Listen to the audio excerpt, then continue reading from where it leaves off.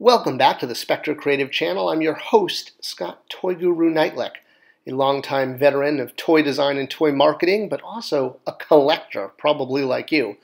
And the question I want to address today is, when product comes back to retail and you see it, does this mean that kids are now back into a brand? How can you tell if kids are into a brand? Remember Alf? He's back in pod form.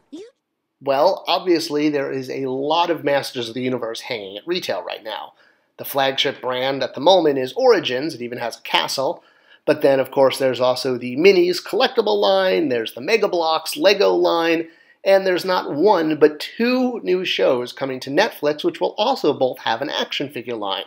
There's the Masters of the Universe Revelations, which is more of the adult-ish show that is done by Kevin Smith and Rob David, and then the kids CGI show just called HeMan and the Masters of the Universe.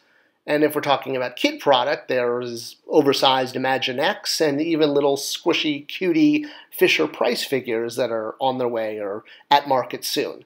So with all of this Masters of the Universe product out there, I get in the comment section a lot people saying, okay, well, it must be huge with kids again. Well, how do you measure that? How do you know if kids are into a brand? And some people point to non-toy executions or other form factors, things like the fact that there's Uno cards and there's Hot Wheels. In fact, not just regular Hot Wheels, but you have three different types. You have the character cars, you have the label slaps, where you just put artwork for a brand on an existing Hot Wheel. You'll see this with almost every brand because it's the least expensive thing to do.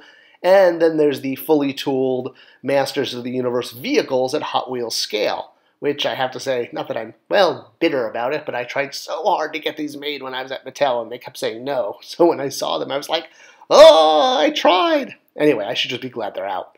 And, of course, then there's the licensed stuff, like Mongo's doing the giant 12-inch figures with all the extra parts and details, and I hear Keldor sold out in seconds. So, hey, again, lots of options, some skewing more towards kids, some skewing more towards the adult collector. The Mondo stuff is awesome. The Mattel stuff is awesome. The figures, the vehicles.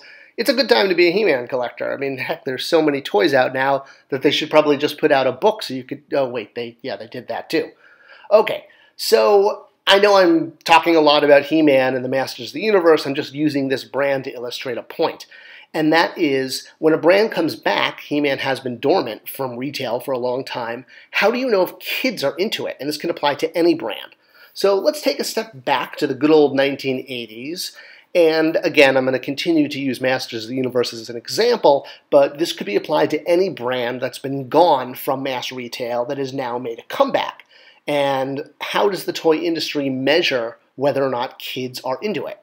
So back in the 80s, you pretty much only had one type of toy for Masters of the Universe, your 5-inch figures. Yeah, there were other things too, but that was really the main toy. And now, the other big thing, though, was Masters of the Universe had tons of licensed product.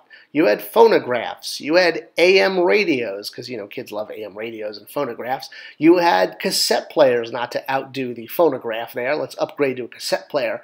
You had dishes and forks and plates and clocks and staplers, and there was almost no limit. I don't even know what this thing is. I think it's a bath toy of some type. You had, I remember Super Globo. Oh, that was awesome. That's right, there was Masters Super Globo. There was more licensed product than you could ever imagine in 1984-85. You basically couldn't go to school without your Masters of the Universe pencil and pencil toppers, because Motu was huge. So the most important category, though, of all licensed products to look at, the ones that indicate whether or not kids like it, one, bicycles. Yes, good old bicycles. Now, this was one that was big in the 80s, though, and is not a measurement that's as much used today. But it used to be one of the key measures, was what type of bicycle does a child want? Does a child have a bicycle for a brand they like? The second category, and this one is still true today, is bed sheets. And I definitely had these exact Masters of the Universe bed sheets. I remember them well. The third category is clothing, and especially t-shirts. T-shirts that can be worn to school. And then finally, Halloween costumes and Halloween masks. So why these categories? Why are these categories special versus categories like AM radios, phonographs, dishes, and pencil toppers? Well, the reason is for children, this is called, and this is a term the industry uses, billboarding, meaning these four categories, bikes, t-shirts, bed sheets, and Halloween costumes, are an opportunity for a child to make their own choice and tell the world what they love. For the most part, kids get to choose their Halloween costume and their bed sheets. They get to actively make a choice and bring that brand to them. I mean, of course, not every child gets their choice of Halloween costume and bed sheets, but things like t-shirts that you choose to wear to school, and back in the 80s, your bike, as I said, that one has kind of faded. But when children get to choose what t-shirt they wear to school and which character's on it, it's called billboarding, because they're saying, this is a brand I love. Oh, school lunchboxes, that was also a big one in the 80s. That's kind of also faded now. So Halloween costumes, that's when a child gets to choose a character they want to be that's aspirational. Bed sheets is a very intimate choice because it's what you're sleeping in. It's how you choose to cover yourself at night while you're in a, non-moving state. Bicycles, again, a thing in the 1980s, not so big anymore, but it used to be because it was your transportation. All of these, as I said, are very intimate choices for children because they indicate their child's choice of character and brand that they want to put on their body or surround themselves with, and it indicates their own choice. There's not a lot of things in life that children get to choose. They were given an apple versus a cake, they're probably going to go for the cake, which is why the choice is usually with adults. And the world, when you're a child, children see the world as a very big, intimidating place. And the rare times when they get to make a choice and express themselves, it is a very intimate moment, and it is a very exciting moment. So getting to choose what t-shirt you wear to school or who you're going to be for Halloween is very, very empowering for a child in this huge, imposing world. And if there's one thing you could say about the licensed and toy and content industries is we love metrics. We love ways to measure things. So that is why the toy industry pays a lot of attention to Halloween and which characters do kids dress up as. And knowing that when they choose to put on a mask or a cape or a cowl or a hood or whatever it is, that indicates that character is aspirational to them, if they want to be that character.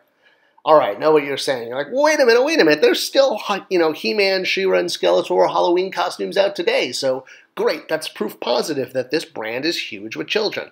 Well, don't look too closely at that packaging or you'll notice that the costumes that are out now are all in adult sizes. They are meant for you and I, the collector who has grown up and now wants to celebrate something we loved as a child.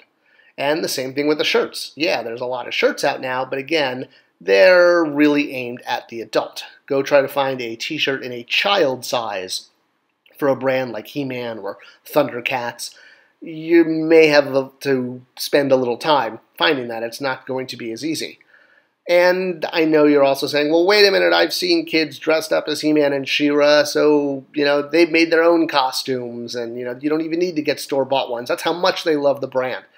Well, maybe, but it's probably more likely that their parents really love the brand, and the child is a, call it, unwilling participant in the parents' Halloween activities and is getting dragged along against their will, or, maybe they're excited to be part of their parents' fantasy, if you will.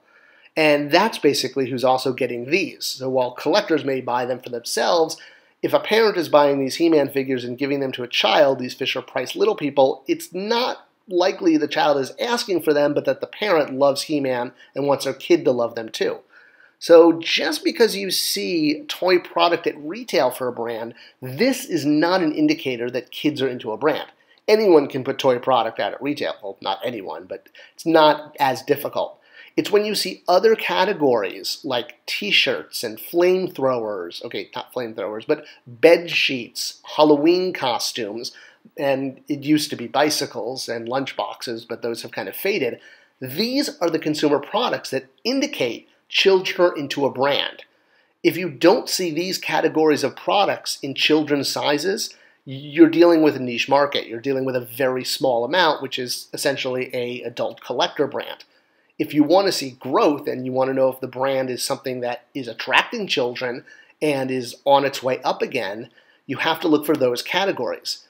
And you can't just, zoom in on things that are like, novelty brands like, like Bob Ross here, who had all sorts of kind of crazy things for the past few years. Yeah, these are other categories, but you're not hitting those key categories in kid sizes. So it really is toys, fashion, home, health, beauty, and stationery. Those are the main categories that are licensed out. And when you see those in children sizes, children-friendly versions, especially shirts, bed sheets, and Halloween costumes, those indicate it's the child's choice and they're actively engaged in the brand and they want to celebrate it by what's called billboarding. If this product is not aimed at a child, it's just out there, it's probably for the adult who remembers being a child. And that's great too, but it means it's a niche brand for the adult collector, and it's not a huge billion-dollar brand that's aimed at kids, the way something like Barbie, Fisher-Price, Star Wars, Transformers, Monopoly is. I hope you enjoyed this video and it was insightful. Any comments or questions, leave them below, and a subscription is appreciated because that tells YouTube to share this with more people. It's how their metrics work. Thanks for watching, and I'll see you next time.